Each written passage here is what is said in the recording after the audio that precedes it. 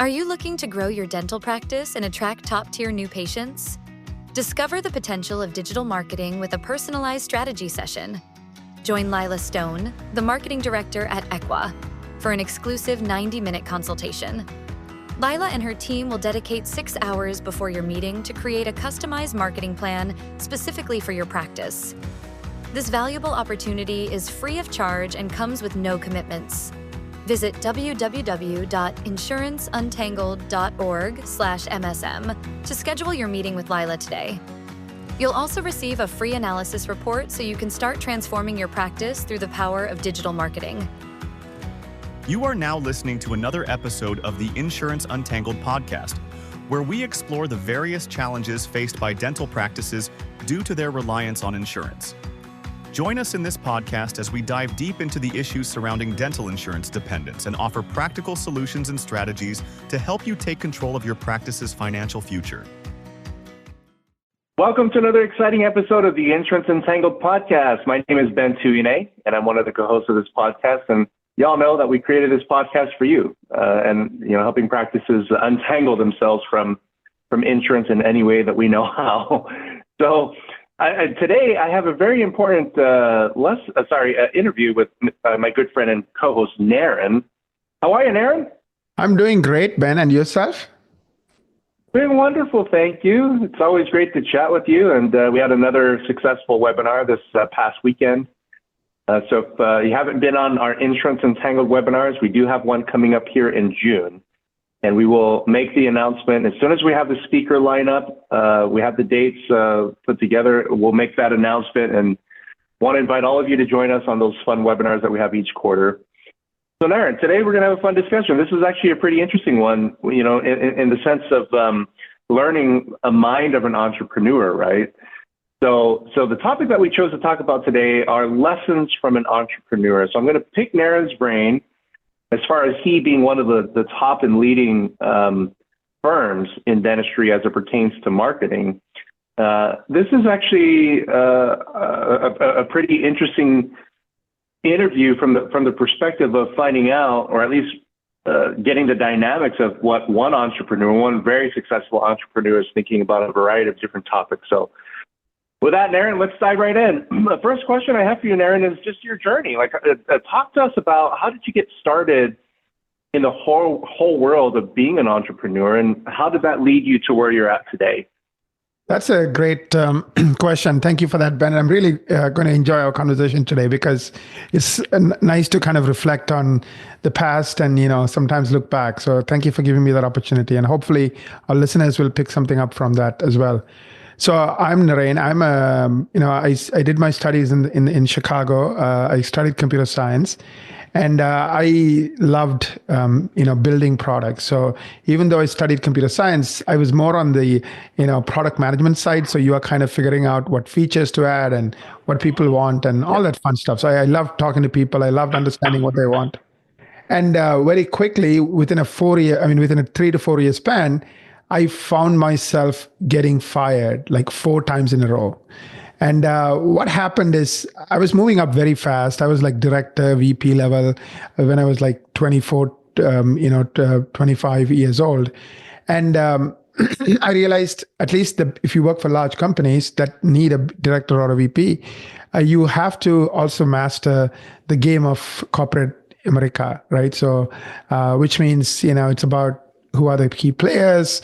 How do you play the game so you don't ruffle any feathers? And I just couldn't do it. I guess being a young, dreamy person who wanted the world to be better all the time, I just spoke my mind. And a lot of times it got me in trouble, but I wouldn't want to change myself. Even though I knew I needed what to do, I just can't do it. If I have a project, I'll work till 3 a.m. I'm not going to sit there and, give you reasons and explanations as to why I can't do it. I'm that kind of a person. But at the same time, that same person can't just talk nonsense and say nonsense. And, because how do you give yourself and not be true to yourself, right? So to make a long story short, first fired twice in the US and then twice in Canada, same thing, same kind of a situation. And then I realized I just can't do it again. I can easily get a job. I could sell anything. I could communicate anything, but I just won't be able to be able to live with myself if I find myself, getting canned and just feeling like I'm a loser, even though I know what's going on. I just psychologically just, hits you, right? So I told my wife, I'm just not going to do this again. We just had a baby who was like, 4 months old when I was fired for the fourth time. And I just started to like dabble into stuff. So I bought a bunch of websites. I'm dating myself now. This is going back to 2002. I started like learning digital marketing, online marketing, because, when you buy a website, you need to figure out how do you drive traffic. So that's kind of the beginning of my journey. So between 2002 to 2007, I call it learning by making mistakes part of my life. I didn't go to business school, and I'm glad I didn't. I didn't have money. We had like $80,000 saved up, which was kind of like a rainy day fund. And, on a personal level, few things we did. We bought everything for cash. So we bought a beat up, van, caravan, a Dodge Caravan for $5,000, just because we knew that the minute you have these payments, which are kind of like you buy things for, things on other people's money. Now we have to work more to pay those bills. As long as you don't buy things on other people's money, your bill is as low as it can be, right? We didn't do any trips for like 9 years. My wife had a good job. So she was like literally the breadwinner and I was just the bum. And, because I didn't know how to make a business work. And, a business meaning you have to make enough money and then eventually have leftover, which is what goes to the owner, right? Because you have to pay everybody else first. So between 2002 to 2007, we were going in circles, But the good news is I started learning the secrets of business and secrets of, success. And so one of the secrets I learned, I know we can talk more about it later, is, focus on other people and help them get what they want. It sounds so basic and stupid and common sense, but most of us don't do it. And I was not doing it either. So I was just all about me and my goals and my targets and my numbers. Didn't really think about other people and, how do I make them want to do this? So anyway, so learned a bunch of lessons. There was several lessons, maybe a few key lessons that changed my life. And at the end of 2007, this website I was running called Busy Moms, which was a website for moms. And we had like 250,000 people coming there every month, mostly from Google and SEO, literally died. Why? The US economy tanked, which means the entire advertising business tanked, which means if you're a small player reliant on advertising, you are dead. Because people anytime the economy goes down, people go for safety, which means the bigger gets bigger, which means Google got bigger and bigger, and everybody else who was tiny just was wiped out. So that was happening to us. And there's a dentist who I was trying to convince to advertise on Busy Moms Chicago. And he started asking me questions. What do you do? Oh, we do SEO. Okay. Then he said, if you can beat Amazon and, rank against keywords they care about, like work from home, why can't you beat dentists? There's only 10,000 of them. In Chicago, why can't you beat them? And why can't you help me dominate Chicago? And that's kind of how the whole thing got started. Yeah. And then, so that's the beginning of my story. This is going back to 2007. And today we are a 300-person company, no funding from the outside, just, built it all through just sweat and blood and, just putting the money back into the business. And right now I'm in a different phase of my life, like 49, my kids are all adults.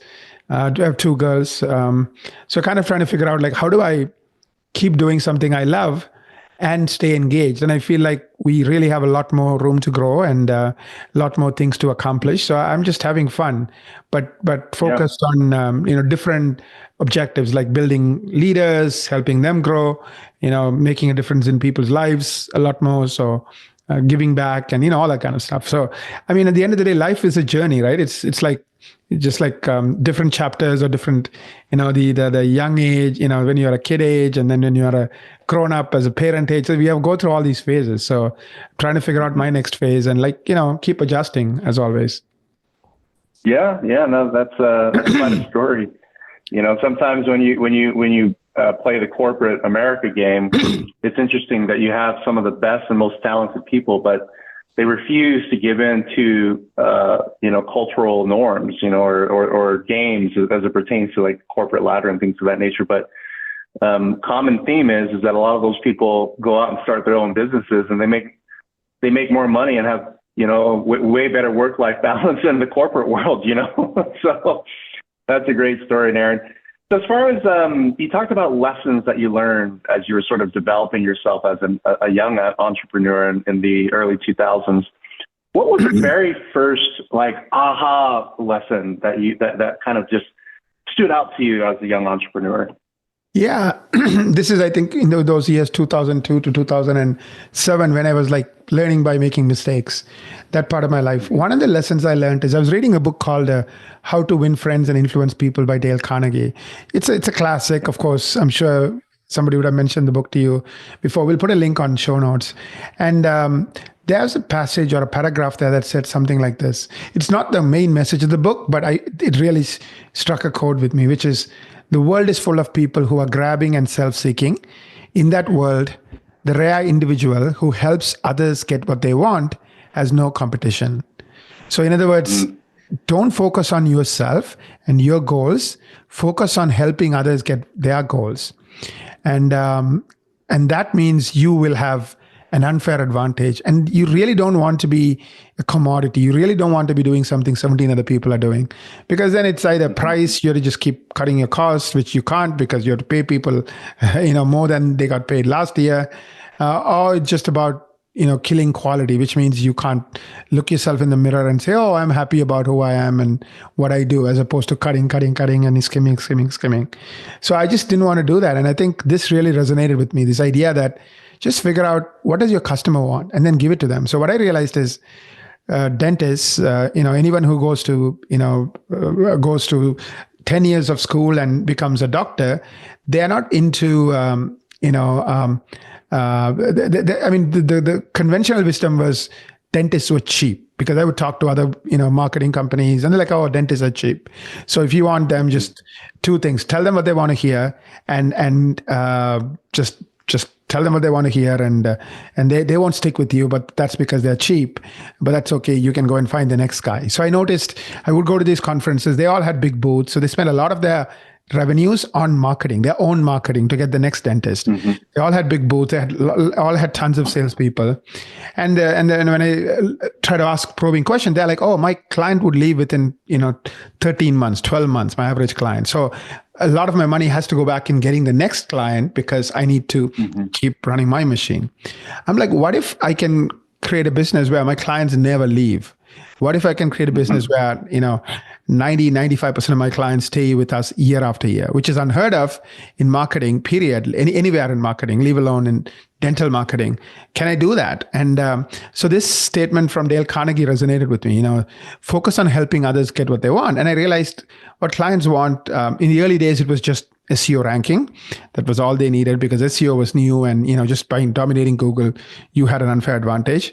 And then it evolved into, yes, SEO rankings, where you are dominating Google and getting a lot of traffic, but also like all the other parts of making the phone ring, right? Which is, the web pages, and are they influencing people, the Google reviews, and even after the phone is answered, are you answering it well? So kind of looking at all pieces of the puzzle, because that's what clients want. They want more new patients at the lowest possible cost.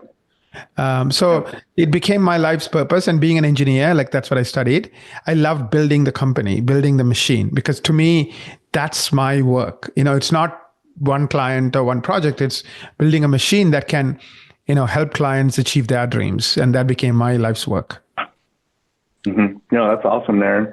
Yeah, there's something to be said about that, is that a lot of times you hear people that have a service pushing their own agenda and not addressing what the clients actually want. And naturally what that leads to is that client shopping around and going to do business with somebody else, But I like what you mentioned about creating a sustainable long-term business in terms of retention. I think that's a dynamic that even dentists these days are trying to figure out as they drop insurances. How do I keep that patient for life, right? One interesting thing that I've heard you say, I think you said it even earlier on this episode, and you've said it many times in the past, Naren, is you talk about, hey, you know what? You need to go out there. You need to create your future. We can have some level of control of what the future looks like if we apply heart and smart work tactics, right? But how does that apply to a dental practice? Yeah, I feel like either you create your life or you get you become a victim of the life created by others. What I mean is either you are in control or you are living somebody else's life. For example, I know a lot of my friends, they are on dead end jobs. Like now, like me, they're like 50. They get fired and they find the next job and they just have to just somehow make it, till they retire. So they're not really enjoying themselves. They're not really like, they can't take vacations, or they can take only short vacations. And, they have to worry about their boss and keeping their boss happy. And, all that nonsense that has nothing to do with what's really important in life, right? Like, making this one human being happy because he's my boss versus just doing something good for the universe or doing something better for your clients. So I just realized, like, I want to create my own life. And I don't know if it's accident or the books I read in those days, like from Secret to, different books. One of the ideas that I picked up is just having a vision of where you want to end up. Like, have a 10-year vision. Like, for example, I even envisioned the kind of schools my kids would go to, and, the neighborhoods we would live in, and, the kind of people they would become, and, the kind of business I want to have. Like, have a clear vision of where you want to end up, and then start thinking. Usually I do this at the end of the year. Where do you want to be at the end of the next year?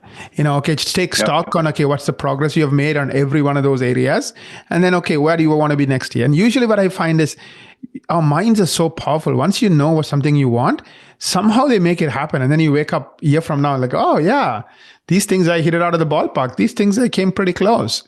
And it just became a habit, right? Like for 20 years. And I find I of course work with, like I have friends in dentistry going back, 17 years when I first started. And some of them are like unbelievable entrepreneurs. I learned as much from them as, maybe I've helped a few others learn from me.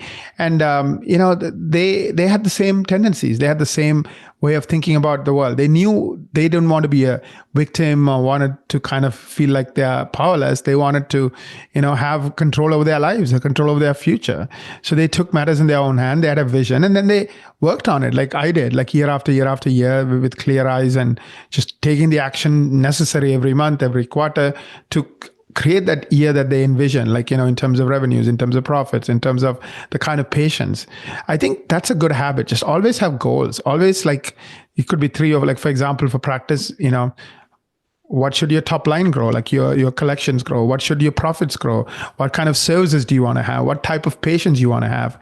What type of team do you want to have? Like, visualize it and then just work on it. Of course, I work with Gary, who runs a coaching company. They help with that, but it doesn't matter who you work with. But the bottom line is, you can continue to work on your vision and like achieving it 1 year at a time, one quarter at a time. And the website for Gary is thrivingdentist.com. So you can definitely check that out. Yeah. Gary's an amazing resource all around. That's a wonderful recommendation there. Naren, I always think about, you talked about this whole area of being resilient, as an entrepreneur, just putting your head down and setting goals and working at it, looking back and assessing what you've done. And even me, I'm amazed at what I achieved as a young business owner, even now as we're kind of developing new things and adding to the business. But one area that you mentioned, you said you have 300 people, you have 300 employees. What about entrepreneurship from the perspective of team members, hiring, rewarding people and getting people aligned, having good culture, things of that nature? As an entrepreneur, what thoughts do you have there? Yeah, I think going back to my statement from Dale Carnegie, which is help others get what they want. What do team members want, right? Of course, if they had the guts you had to, risk it all, they would have become an entrepreneur. But because they're not you, they are working for you, right? But you don't want to make them, at least in my case, I don't want to create a company that I hated, right? Where you're supposed to toe the line and tell what what people want to hear, and you can't never think for yourself. So few things I realized that people want that gives them satisfaction. A book I read that really influenced me is called Drive. And in that book, it talks about purpose, meaning people want to feel like what they're doing matters, right? They need a purpose. So for example, in a dental practice, it's easy, right? You change people's lives, you save lives, you give them a smile of their dreams. So it's a great way for people to get that purpose. So that's one thing you have to focus on giving. So when you're talking, don't talk in terms of my numbers and what I'm not making and my life. Just talk in terms of how many patients you touched and whose life can we change today, like in the morning huddle, right? So really bring that language into it, like bring purpose into it, because that's what makes people really work on something. It's not really the money. It's, I mean, yeah, you have to pay them well compared to everybody else and so forth. But it's really purpose is one of those things. Second one is autonomy, right? Where possible, give them an ability to make their own mistakes, learn from those mistakes, where they have a little bit of autonomy. So for example, don't be a micromanager, like outline the goals you want, the results you want. And then, yeah, you can give them tips as to how to achieve those goals, but let them own it. Don't make them into like this machine that just goes through motion, like for example, if you're answering the phone and like we help our practices with answering phone, if the conversion rate is low, teach them what are the mistakes they're making by playing the calls to them and so forth. And then say, hey, we are currently only converting 39% of our new patient calls. Why don't we aim for 45%? Set reasonable targets. So they have now the independence to go and achieve that. And then, of course, celebrate it, right? This ties into the third thing that people care about, which is mastery. They want to learn. They want to grow. It's in all human beings. Imagine why do people travel? They want to experience new things. Why do people go to a new restaurant? They want to try something else. This idea of learning and growing is in our DNA. Because the minute you stop learning and growing, you start dying, right? So help others get what they want. Help others get purpose, mastery, and of course autonomy, and have accountability. Set clear goals. Review those goals, and when they are off track, help them get back on track. And when they are hitting their targets, reward them with bonuses, quarterly bonuses, monthly bonuses, whatever works for you. Mm-hmm. But don't make it an entitlement. That's a mistake I see people make, where everybody gets it, and it's usually at the end of the year. And now it's no longer an incentive; it's more of an entitlement. Mm-hmm. So don't fall into that one trap. Right. Yeah. No, that is great advice, Naren. I often think about the complexities and the psychology of managing team members, and it's difficult. It's one of those things. If you figure that component out properly, your team members could really, really, really make the business, and make you as an entrepreneur so much more fulfilled. We're getting close to wrap up here, Naren, and I have to ask a marketing question because you're a marketing genius. When I look at you, Naren, and think about your knowledge base, you definitely do know more about marketing than most people that I know. Tell us a few things about what you know about marketing as it pertains to, dentists and dental practices. Yeah. So, marketing is really simple. And I find that life itself is really simple. It's just not easy, but it's simple, meaning at the core, it's really simple. Marketing is helping the people who need your services find you. Because if they don't know that you exist as an alternative, how can they even consider you? Then helping them like you. We don't do business with people we don't like. And finally, helping them choose you. Even though they like you, still they're not your current customers, so they don't know if you're good or bad. Right.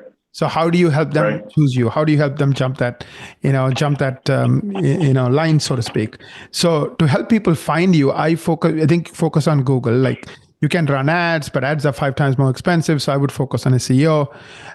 Second, you can focus on, helping people like you. When I go to your webpage, give me content. Like, for example, I'm looking at veneers and you rank, for veneers. Have you done cases? Can you show those cases to me? Especially the beautiful smiles you were able to create. Explain how you did it and why people loved it. Maybe have a tiny video, where 45-second video, where you welcome me to your veneer page.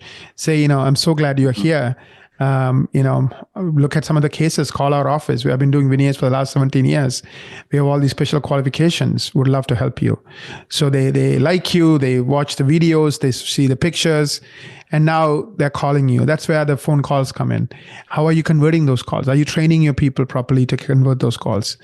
What's happening with Google reviews, right? Do you have a lot of Google reviews? Because today people check you out before picking up that phone. So if for some reason you don't have a lot of recent reviews, I say try to get at least 10 reviews a month. That's going to work against you. So setting a target of getting 10 5-star Google reviews every month. And I can do an entire episode on how to do that. But so these are some of the things I would think about, helping people find find you? What are you doing about it? Are you really doing well? Helping people like you, and then finally helping people choose you. Do you have those reviews? Do you have those phone conversion metrics? So if you're doing all those three things, you'll do well in marketing. Yeah, I love that. I know there's a lot more to that, but I think your answer is spot on. So last question I have for you, Naren, is, if I'm a dentist and I want to I'm feeling sort of the effects of the economy, with it being a little bit slow right now. Where should I start with marketing? What do you recommend? Yeah, I find there are things we do for the long term, and then there are things we do for the short term. Like, for example, you feel bored and you go for a movie. That's just a activity that doesn't really determine your future in either way. It's just 2 hours of your time. Worst case, you waste 2 hours because it's a crappy movie, or decent case, you enjoy the movie and you spend some time with somebody you love, right? So it's not a big deal. That's kind of what most of life is. But then there are a few other things, it is going to be there for 5, 10, 20 years. So if you are in the business if you believe that the dental practice you're running is something you're going to be doing for a while, then I would do the things that will help me for the long term, right? Not just for this tomorrow or today. So I definitely think long term. So I think a good place to start is to figure out how well you are doing when it comes to Google. To give you a secret, 5% of practices get 95% of the free traffic from Google, or less than 5%. So can you be in that 5% who's getting 95% of the free, visitors and new patients from Google? And if you can, that's something I would focus on. And then all the fundamentals I talked about, right? Like, are we doing those things? So, we do this with our 300 people. And one of the things we do at no cost is what we call a marketing review. So we'll study your competition and tell you where you stand. Are you doing well when it comes to landing pages? Are you doing well when it comes to SEO? And if you are, great. These are the 4 things that's causing all the success you have. Keep doing those 4 things. If you're not, these are the 5 things or 4 things you need to work on. Here is the plan. How do you, within 12 months, because I think 12 months is a long time, you'd fundamentally change your future, fundamentally go from, nowhere on Google to dominating Google, nowhere on, the number of new patients you need to getting enough and more new patients you need. So it's our gift to you. The link is insuranceuntangled.com/MSM. That's insuranceuntangled.com/MSM for marketing strategy meeting. Book it. I think you will learn a ton. It's our gift to you. So yeah, that's one of the places I would start for sure. That's awesome, Naren. Love it. That link is going to be posted in the show notes for you, for those of you that are, of course, otherwise preoccupied with driving or something else. So check out insuranceuntangled.com/MSM for that offering. Naren, wow, thank you so much. It's always fun to learn from you, but it's interesting to hear about your entrepreneurial journey, and it's just amazing that in the end, the most successful entrepreneurs, they follow a certain set of disciplines, right? And read a certain set of books to find out how to be more productive and how to make things work. And I love the recommendations that you shared. So again, Naren, thank you so much for that wonderful episode. And I want to say thank you to our listeners for joining us today again on another amazing and successful episode of the Insurance Untangled podcast. If you like today's episode, give us some love.